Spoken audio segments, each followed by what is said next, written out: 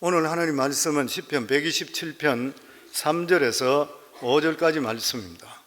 보라, 자식은 여호와의 기업이요 태의 열매는 그의 상급이로다. 젊은 자의 자식은 장사의 수중의 화살 같으니 이것이 그의 화살통에 가득한 자는 복되도다. 그들이 성문에서 그들의 원수와 담판할 때에 수치를 당하지 아니하리로다. 아멘. 오늘 말씀의 제목은 여호와의 기업이라는 그런 제목입니다. 5월달은 가정의 달입니다. 실제로 가정의 달도 대표성의 원리죠. 1년 내내가 가정의 달이죠. 그리고 그 중에서 5월 첫 번째 주는 이제 어린이 주일이라고 그렇게 우리가 정해서 어린이에 대해서 더 관심을 가지는 그런 시간입니다. 이 인터넷에 찾아봤더니만 5월 5일이 한국과 일본만이 어린이 주일이었습니다. 어린이 날이었습니다. 일본이 1948년부터 5월 5일이 시작돼서 아마 한국에 그걸 어답해 왔는지 잘 모르겠습니다만, 그래서 5월 5일이 되어 있고, 그리고 미국은 6월 12일이 어린이날로 되어 있습니다.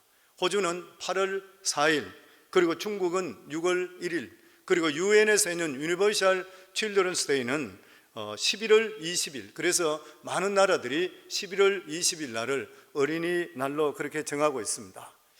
어린이는 우리들의 미래인 것이요, 예전에 한국신문에 보니까 그 65세 이상 넘는 사람들의 수가 14살 미만의 어린이 숫자를 넘었었다, 그러면서 걱정하는 그런 기사를 읽어본 적이 있습니다. 왜냐하면 그 말이 한국 사회가 이제는 노년기로 접어들고 있다는 것을 말하고 있기 때문인 것이죠. 나라가 노년기로 접어들게 된다면 생산력도 떨어지고, 그리고 또한 활성화되는 것도 떨어지게 되어 있는 것입니다. 뿐만 아니라 오늘날 미국 교회와 한국 교회도 같은 그런 어려움을 당하고 있습니다.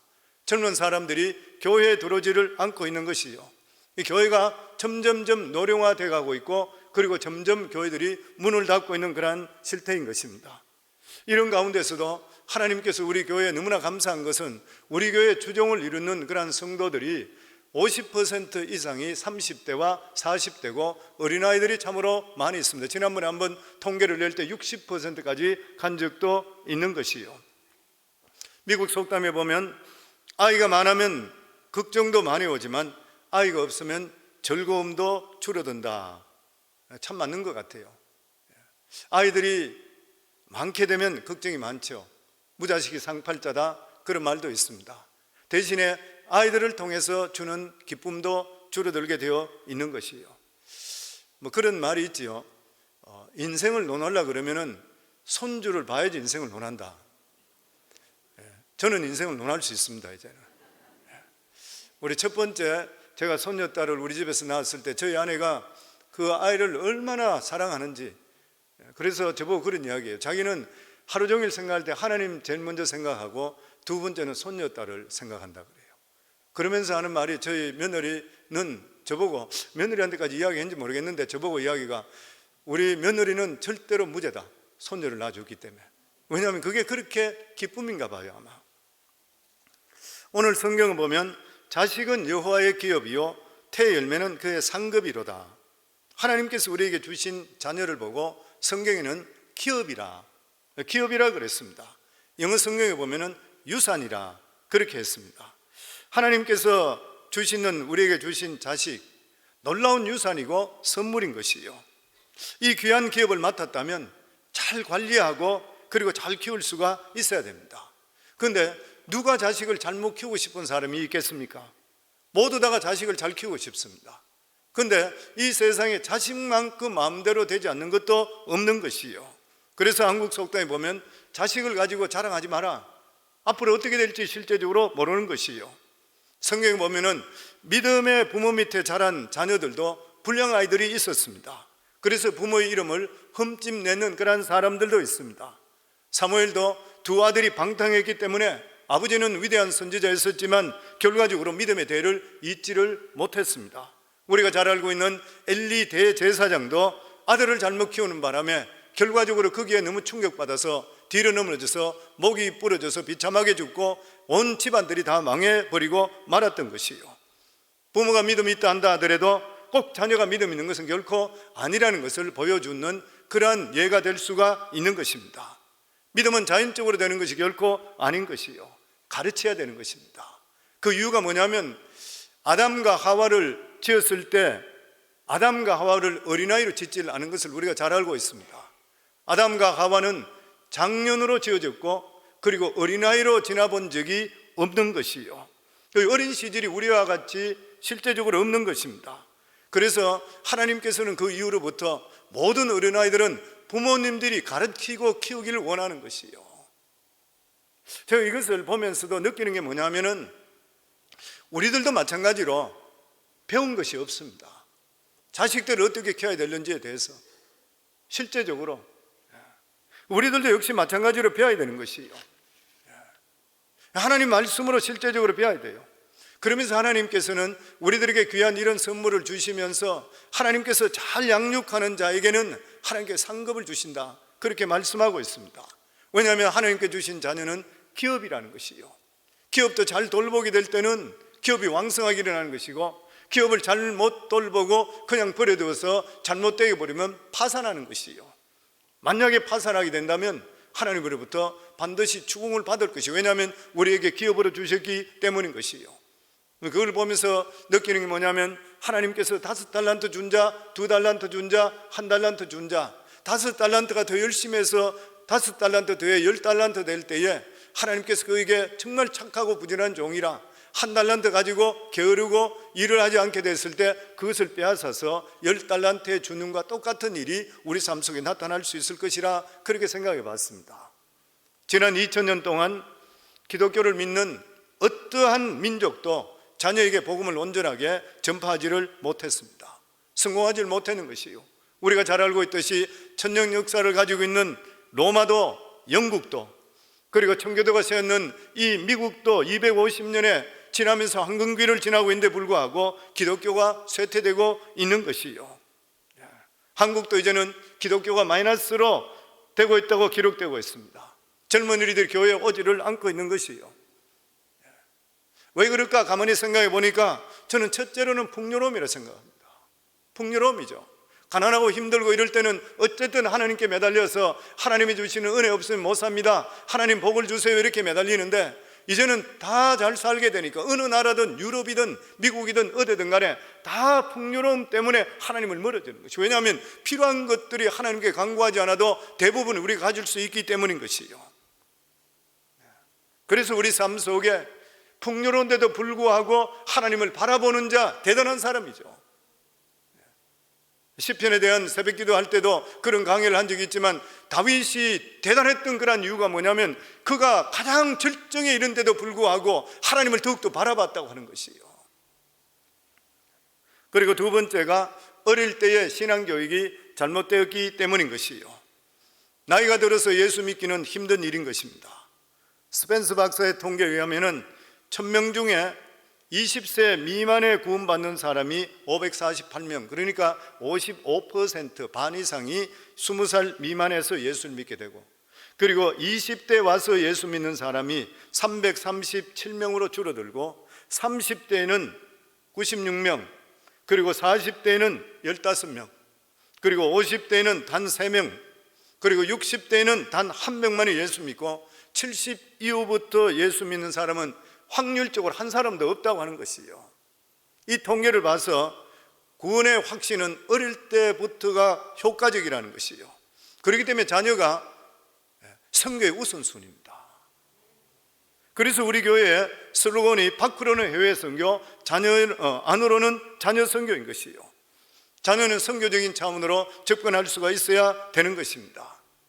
루이 푸시라고 하는 사람이 책을 적었는데 Rising of New Generation from the 4 to 14 Window to Transform the World, 그런 책을 적었어요. 14살에서 414 창으로 세계를 변화시키기 위한 새로운 세대를 키워야 된다. 414 윈도우, 윈도우 그래 많이 들어본 거 있죠. 선교에 대해서 템포리 윈도우라고 있습니다.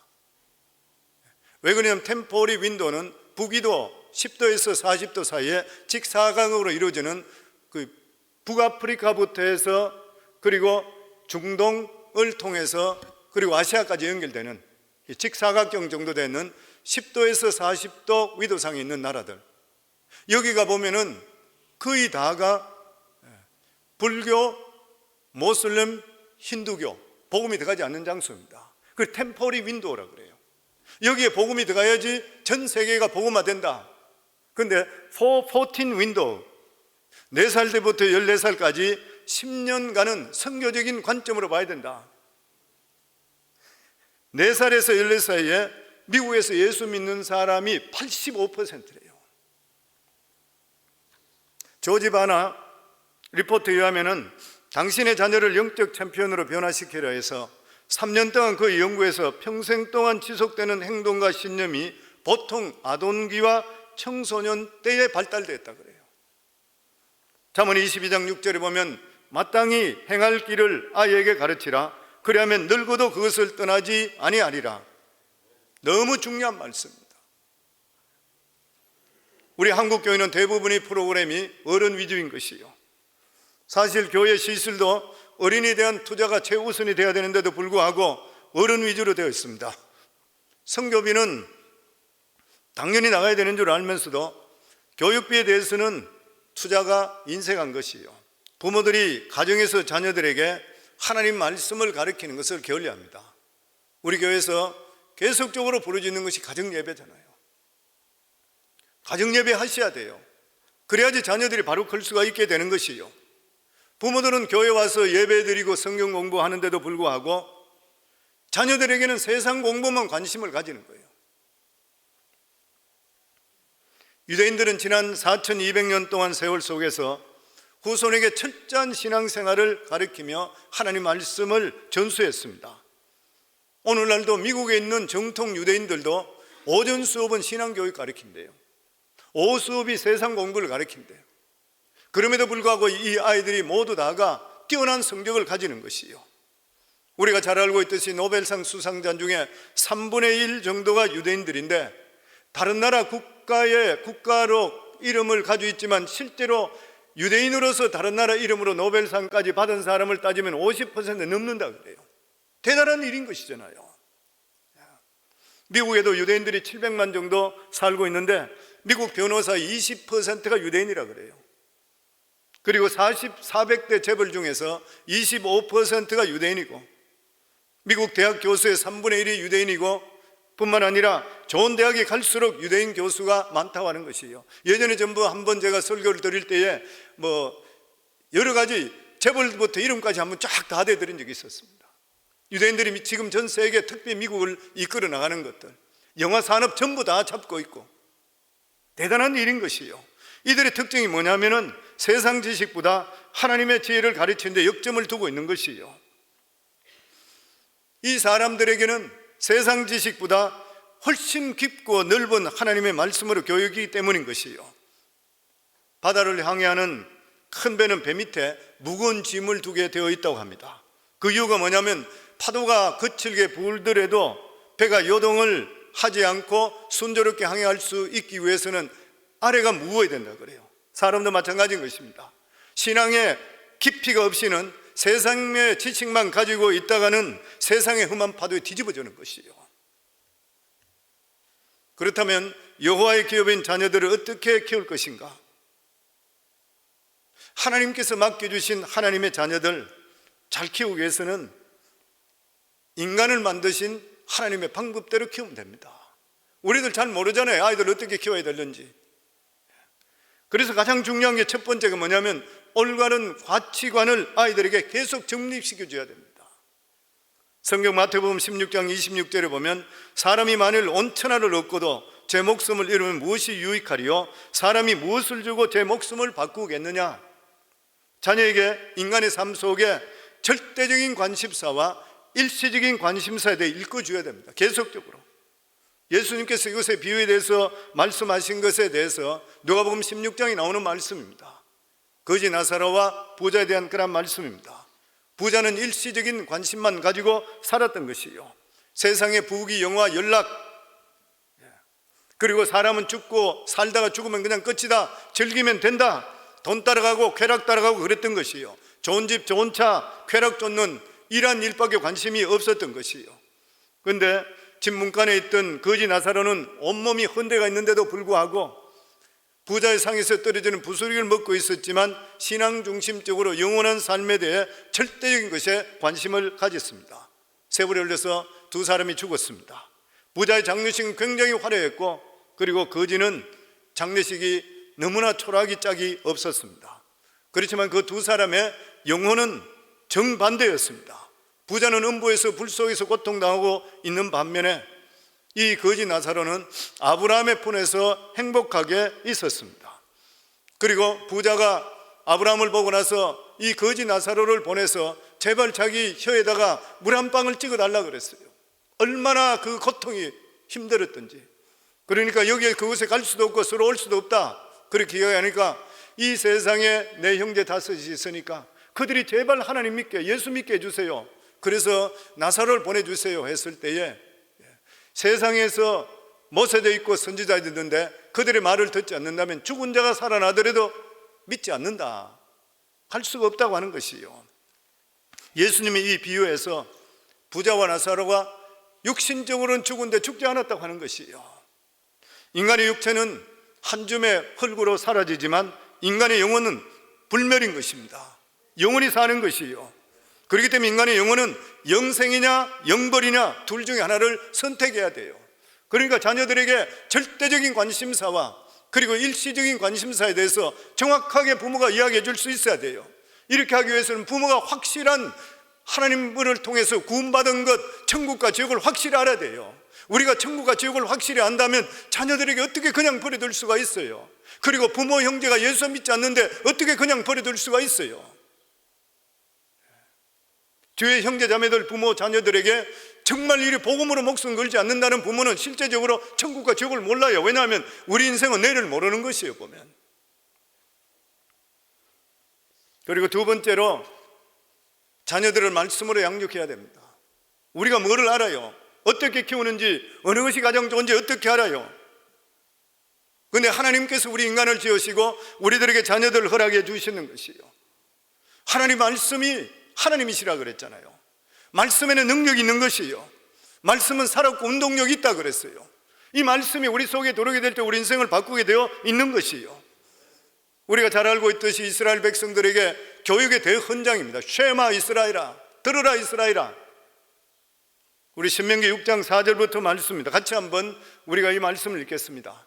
이스라엘아 들으라, 우리 하나님 여호와는 오직 하나인 여호와시니 너는 마음을 다하고 성품을 다하고 힘을 다하여 내 하나님 여호와를 사랑하라.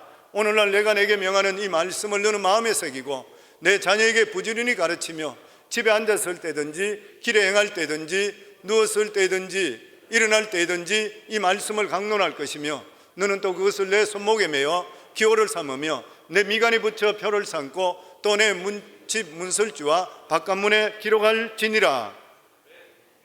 이 말씀을 끊임없이 들으라는 거예요. 내 마음속에 외우고 묵상하고 가지고 있고, 이 쉐마는 율법의 대강령입니다. 이스라엘 백성들이 출애굽 40년 동안 지나고 그리고 가나안 땅, 이제는 풍요로운 땅을 마주 볼 때에 모세가 자기 사역을 마지막으로 내려놓고 모압 광야에서 2세들 태어난 자들, 그리고 어릴 때 출애굽했는 자들, 그들을 불러놓고 나서 그들이 다시 이야기하는 것이에요. 율법의 대강령, 교육의 대강령, 너희들이 평생에 하나님 말씀을 가지고 있어야 된다. 들으라 이스라엘아, 쉐마 이스라엘아. 유대인들의 교육의 대명사예요. 그 정통파 유대인들은 이 말씀을 오늘날도 박스에 넣어가지고 이마에다가 붙이고 이마에다가 줄을 매서 달고 손목에다가 시계 차듯이 그리 차고 있어요. 밤에 잘 때도 그것을 차고 있대요. 그래서 어린아이들이 자기 전에 꼭 이 율법의 말씀을 외우도록 하고, 만약에 아이들이 자다가 죽는다 하더라도 이 쉐마가 이 아이의 마지막 유언이 되게 한대요. 유대인들은 어린이들에서도 나이가 들어 죽을 때 이 쉐마를 마지막 유언으로 남기고 자식들이 하나님 말씀을 온전히 맡은 자로서 그것을 지키기를 원한다는 것이 유언이 돼야 된다는 것이에요. 왜 이렇게 말씀이 중요한 것이에요? 쉐마 이스라엘아, 히브리 말로는 들으라. 무슨 말이에요? 인간은 반드시 하나님 말씀에 귀 기울여야 된다는 것이에요. 우리 인간이 이 세상에 복되게 살기 위해서는 하나님 말씀에 귀 기울이고 순종해야 그 인생이 복되다고 하는 것이에요. 이렇게 철저히 하나님 말씀으로 양육했기 때문에 하나님께 주시는 그러한 복을 받으며 살게 되어 있다고 하는 것이요, 지금까지 이 하나님을 믿는 민족 중에 자녀들을 믿음으로 성공해 키운 것은 유대인밖에 없는 것입니다. 이들은 하나님 말씀을 끊임없이 반복해 외워요. 끊임없습니다. 왜냐하면 교육에서 반복은 너무나도 중요하기 때문인 것이에요. 저는 가끔 설교하다가 준비하다가 참 좋은 예화가 생각이 나면은 메모해 놨다가 주일날 설교에 사용하려고 합니다. 그런데 어떤 때는 그때는 그렇게 그 예화가 그리고 말씀이 은혜가 되었는데 주일까지 가는 그 기간 동안에 영감이 주일까지 전달되지 않을 때가 많아서 안타까웠습니다. 그때 저희 아내가 저보고 그런 이야기를 했습니다. 주일까지 미루지 말고 바로 그 다음날 새벽 기도에 사용하라는 것이요, 그리고 나서 그것을 다시 주일날 사용해도 된다고 하는 것이요. 근데 그러고 나서 다른 책들을 보니까 설교 대가들도 같은 말을 했어요. 무슨 말인 것이요? 하나님의 말씀과 설교는 반복되어야 된대요. 계속적으로 반복되어야 된대요. 그리고 생각해 보니까 반복의 진리를 학습하는 것이 가장 중요한 원칙이요, 수필의 가장 치명적이 반복입니다. 같은 말로 해서 안 되는 것이요. 그런데 설교는 적어도 30%가 반복을 해야 성도들이 인식할 수 있다 그래요. 왜냐하면 반복하지 않는 진리는 절대로 학습되지 않기 때문이라 그랬어요. 그래서 많은 설교가들이나 교인들이 어떤 설교가 반복되는 데서 부정적인 생각을 가지고 있는데 어떤 책들에 보면 사탄이 속이는 것이라 그래요. 좋은 말씀, 옳은 말씀 내 마음판에 새게 될 것은 계속 들어야 된대요. 각인될 수가 있어야 된다고 하는 것이요. 하나님의 말씀인 성경도 반복됩니다. 우리가 잘 알고 있듯이 복음서도 보면 3복음서는 공간복음이라서 계속 반복이요, 거의 같은 말씀들이 계속 반복됩니다. 하나님의 말씀인 성경은 이것저것 찾아보면 반복되는 것이 너무나 많이 있어요. 반복되는 것을 통해서 진리의 학습을 위해서인 것이요, 우리 교회도 많이 구호를 외치고 있는데 반복의 원리를 우리 마음속에 각인시켜요. 오늘도 우리가 예배 전에 중보기도팀 모여서 기도하면 있고 기도 안 하면 없다, 기도하면 하나님 책임, 안 하면 내 책임, 계속적으로 각인시키는 거예요. 그러면 어떤 일이 있다 하더라도 내 삶 속에 기도해야지, 기도하면 하나님 책임진다 그랬으니까 기도했으니까 나머지 하나님 책임져 줄 거야, 우리 속에 이런 것들을 가질 수가 있어야 되는 것이에요.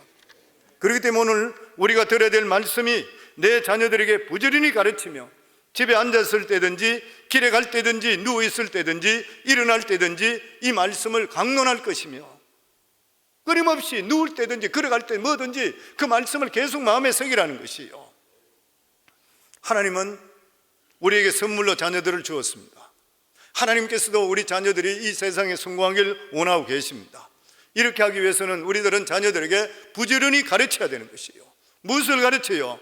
느헤미야 8장 10절에 보면 여호와로 인해서 기뻐하는 것이 너희 힘이다. 호세아 6장 3절에 보면 그러므로 우리가 여호와를 알자, 힘써 여호와를 알자. 잠언 1장 7절에 여호와를 경외하는 것이 지식의 근본에는 미련한 자는 지혜와 훈계를 멸시하느니라. 무엇을 특별히 가르쳐야 되는 것이요? 자녀들에게 가르칠 때 하나님의 율법 10계명을 온전히 가르쳐야 돼요. 하나님에 대한 4계명, 인간에 대한 6계명, 이것을 가르쳐 줄 수 있어야 돼요. 출애굽기 20장 6절에 보면 나를 사랑하고 내 계명을 지키는 자에는 천대까지 은혜를 베푸신다 그랬어요. 그래서 자녀들에게 끊임없이 하나님께서는 너희들이 10계명을 지키는 생활을 하기 원한다, 너희들은 믿음으로 구원을 받았지만 하나님의 말씀을 지켜야지 구원을 우리가 끝까지 이룰 수가 있다, 이렇게 교육을 시켜야 돼요. 늘 말씀드린 대로 하나님의 계명은 우리가 길을 갈 때 철책과 같다 그랬죠. 난간에 떨어지지 않게끔 하기 위해서. 그리고 신앙의 기본인 주일 성수와 그리고 11조를 가르쳐야 됩니다. 주일 성수는 영혼의 파수꾼이에요. 주일날 교회에 나오지 않는 사람 믿음이 있다는 새빨간 거짓말이잖아요. 하나님께 11조 온전히 드리지 못한 사람이 내 인생 하나님 것입니다, 새빨간 거짓말이잖아요.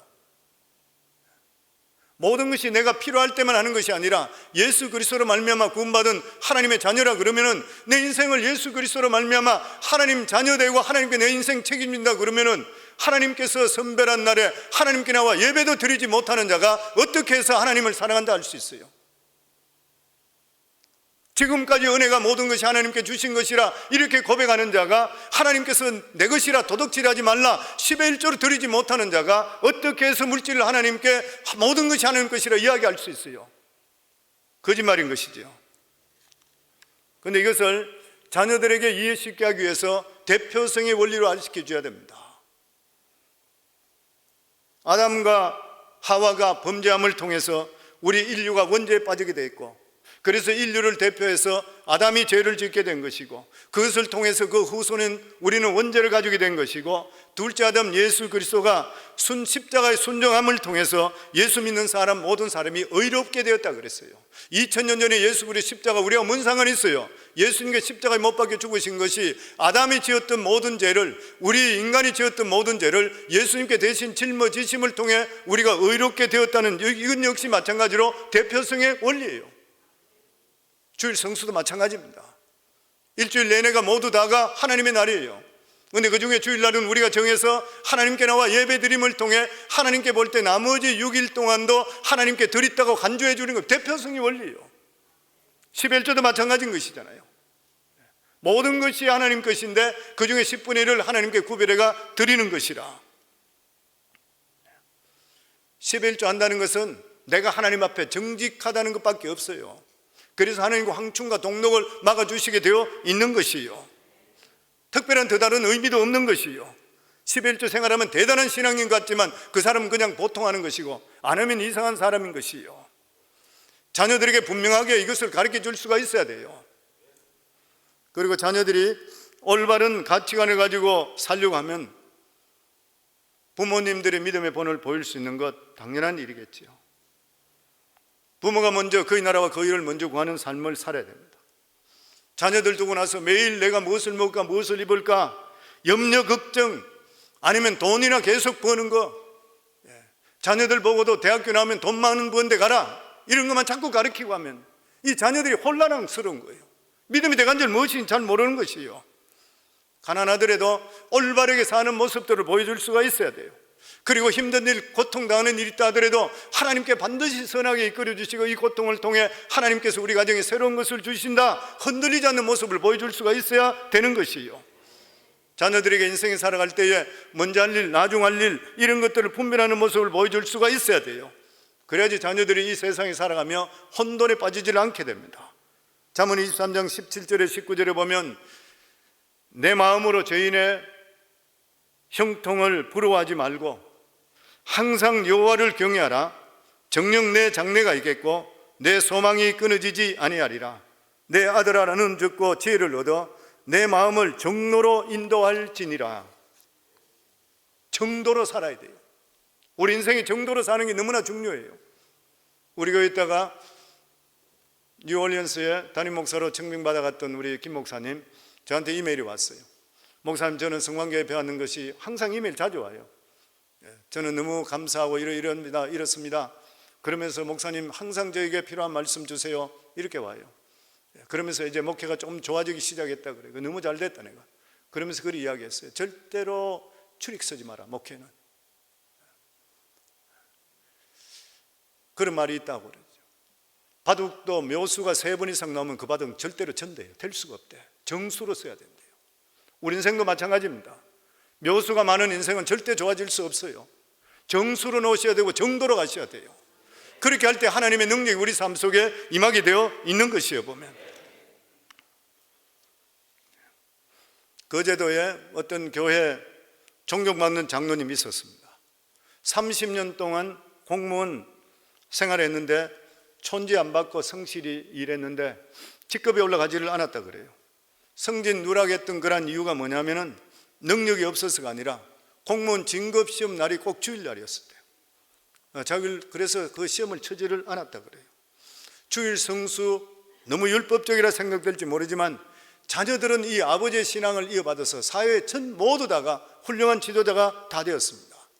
이 장로님 부부 나중에 나이가 많이 들어서 고백했는 것이, 나 인생에는 후회가 없다 그랬대요. 누가 인생의 승자인 것이요, 믿음 생활에도 일관성이 너무나도 우리 삶 속에 중요한 것이요, 다른 말로 하면 기준인 것입니다. 자녀들에게 항상 일관성 있는 모습들을 보여줄 수가 있어야 되는 것이요. 부모가 일관성 없는 그런 기준 없는 신앙생활을 하게 되면 자녀들로부터 믿음적으로 신뢰를 받지 못하는 것이요. 사도 바울은 이렇게 고백했습니다. 빌립보 성도들에게 너희들은 나를 본받으라. 신앙생활은 무엇이에요? 본받는 것입니다. 우리 신앙생활에 누구를 본받아요? 예수 그리스도를 본받아야 되는 것이고, 또 믿음의 삶을 살아가면 우리 자녀들 주위 사람들은 내가 믿는 것을 본받을 수 있어야 돼요. 힘든 일이죠. 나를 본받으라는 것. 그렇지만 실제적으로 우리 삶 속에 이것을 고백할 수가 있어야 되는 것이요. 왜냐하면 부모는 자녀들의 거울이기 때문인 것입니다. 시편 127편 4절에 보면 젊은 자의 자식은 장사의 수중에 화살 같다 그랬어요. 자식이 누구냐? 장사 속에 들어있는 화살통 안에 화살과 같다. 화살은 쏘는 대로 가는 것이에요. 쏘는 대로. 북쪽으로 쏘면 북쪽으로 가고 동쪽으로 쏘면 동쪽으로 가는 것이에요. 자식도 똑같다는 것이에요. 자식도 마찬가지로 쏘는 대로 가요. 관심을 가지고 그쪽 방향에 집중시키면 그대로 가게 되어 있는 것이에요. 보면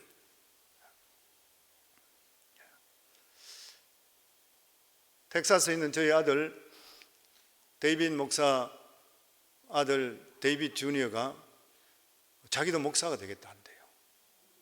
자기 아버지가 모습이 좋고 할아버지도 목사고 자기 아버지도 목사님 목사가 된다 그래요. 저희는 지금부터 저희 아내는 기도하는 것이 목사가 되더라도 대통령 선서할 때 성경에다가 손 얹고 선서시켜주는 목사가 되게 해달라고 그래요. 성도님들, 의사 집안에 의사 안 나오면 이상하죠. 판사 집안에 판사 안 나타나면 이상합니다. 목사 집안에 목사 안 나타나면 이상해요. 왜냐하면 부모야 하는 것을 봤기 때문에 그것이 좋아 보여야 되는 것이에요. 진짜 좋아 보여야 되는 것이에요. 저희가 목회자 세미나 같은 데 갈 때 사모들한테 그런 이야기 해요. 우리 아들은 자기 아버지는 목사지만 우리 아들은 장로까지만 되게 해달라고 그렇게 기도하는 사모들이 진짜 많아요. 너무 고생하기 때문에. 근데 그런 자식이 뭐가 잘 되겠냐 그래요. 자기 아버지가 하고 있는 돈하고 상관없는 가장 귀한 것을 하고 있는데도 불구하고 세상적으로 장로까지만 하고 목사는 고생하니까 못한다 그러면 그 목회가 어떻게 바로 되겠냐는 거예요. 우리 삶 속에도 마찬가지예요. 자녀들에게 그것을 보여줄 수 있어야 돼요. 어린아이들은 백지와 똑같습니다. 서는 대로 아이들은 바뀌게 되어 있는 것이요. 부모로부터 그대로 받게 되어 있는 것입니다. 특별히 부모는 자녀들에게 기도의 본이 될 수가 있어야 됩니다. 항상 엎드리는 모습을 보여줄 수가 있어야 돼요. 새벽에 하나님께 나와 기도하는 그러한 성도님들, 자녀들 다 알고 있어요. 모를 것 같지만 그 자녀들도 급한 일이 생기면 새벽에 나와 기도하고 있어요. 집안 분위기도 가르치는 환경으로 만들으라 그럽니다. 신명기 6장 9절을 보면 또 내 집 문설주와 바깥문에 기록할지니라. 집 문설주와 바깥문까지도 글로 기록하래요. 집안 분위기도 믿음의 분위기로 만들어요. 데코레이션도 믿음의 분위기로 만들어내는데요. 유대인들은 그들의 일상 하나가 신앙과 모두 다 연결되어 있다 그래요. 유대인의 거실에는 독서와 대화를 위해서 대부분의 TV가 없다고 합니다. 책상과 함께 토론하는 그러한 원탁 테이블이 놓이는 경우가 많다고 그래요. 도서관식으로 집을 꾸민다고 그렇게 이야기합니다. 영국의 케임브리지 대학 총장을 했던 모건 박사가 젊었을 때 결혼해서 집을 샀습니다. 신혼집을 사서 많은 사람들을 초대해서 사람들이 와서 축가를 하는 것이에요. 그때 아버지도 그 집을, 이 모건 박사의 아버지도 집을 방문했습니다. 자기 아버지가 이 방 저 방 다 둘러보고 나서 아들에게 이런 이야기합니다. 집이 참 좋구나. 아들이 너무 기분이 좋았습니다.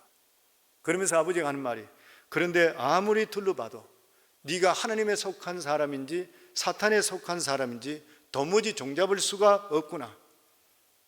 아무리 집안을 다녀보더라도 하나님 믿는다는 사람의 표시가 집안에 하나도 안 되어 있다는 것이에요. 모건 박사가 거기서 굉장히 충격을 받습니다. 얼마나 좋은 지적인지를 모르는 것이에요. 또 뿐만 아니라 자녀들에게는 항상 정직성을 가르쳐야 되는 것이에요. 정직이 능력인 줄 믿습니다. 우리가 잘 알고 있듯이 아일랜드의 박성수 회장, IMF 때 오히려 살아났던 기업이 됐다 그러죠.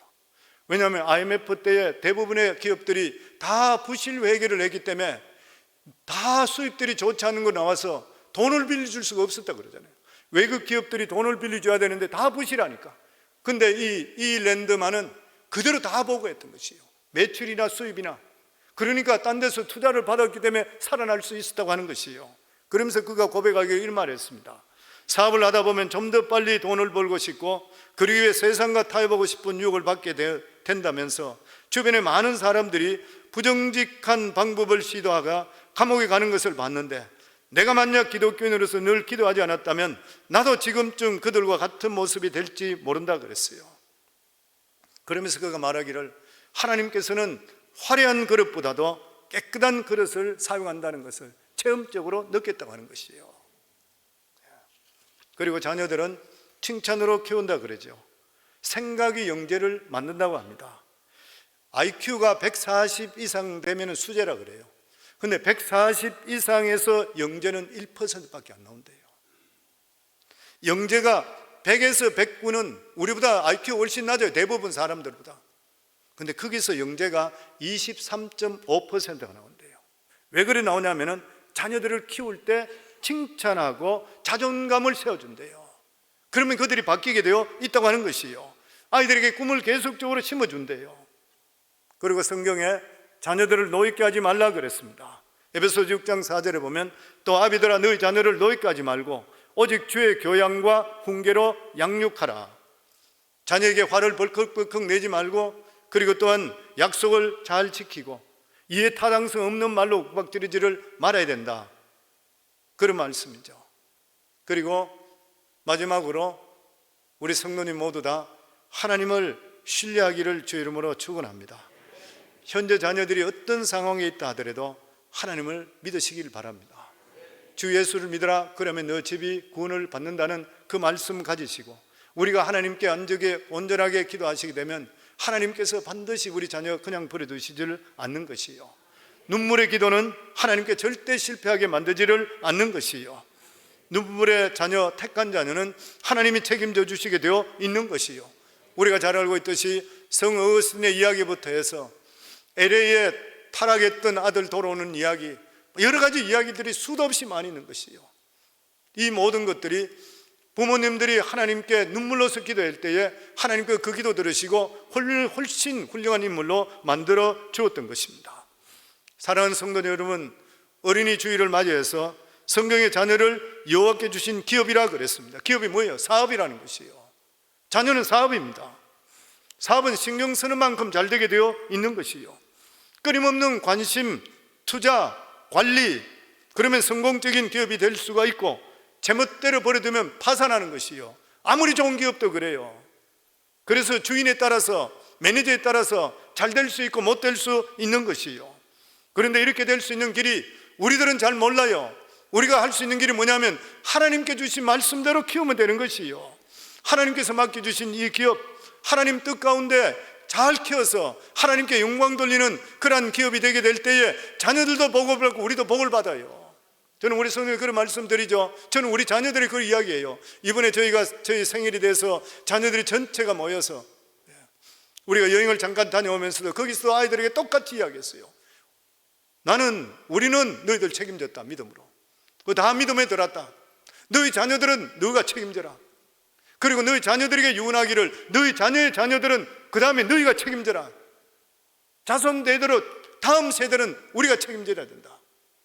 사랑하는 성도님들, 이 세상에 예수 믿고 구원받은 만큼 더 귀한 일이 어디에 있어요? 억만금 천간문으로 우리가 이걸 이야기할 수 있겠어요?